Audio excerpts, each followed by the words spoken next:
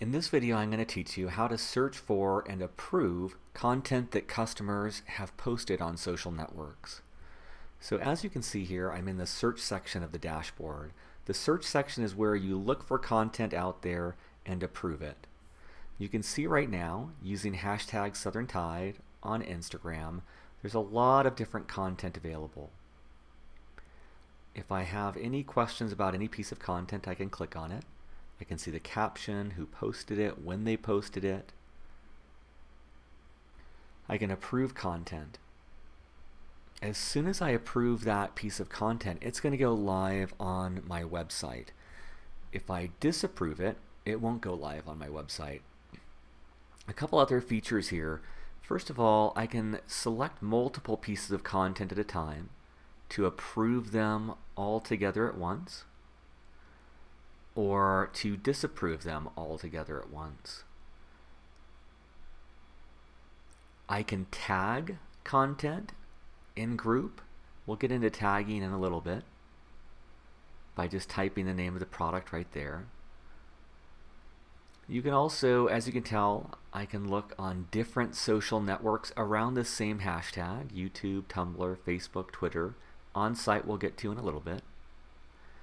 And to make this even easier, rather than having to type in a hashtag every time, we created something called search rules. So I'm going to set one of those up right now. So I'm going to call this Follow the Tide. And I'm going to search for content around Follow the Tide.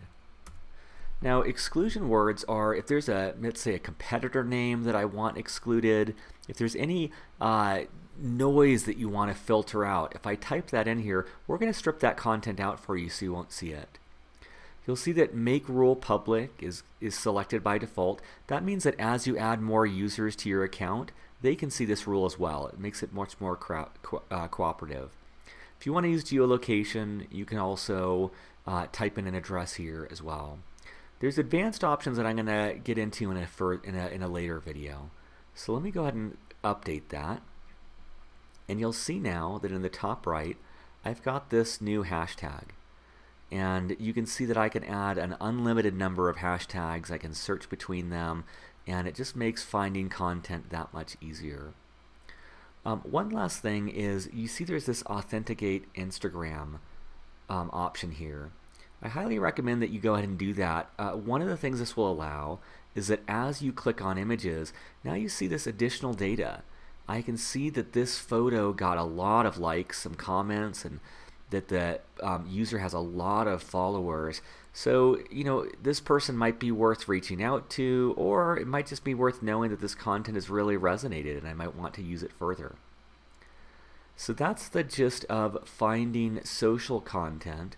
In the next video, we're going to move on to content that's submitted on your site and what to do with that.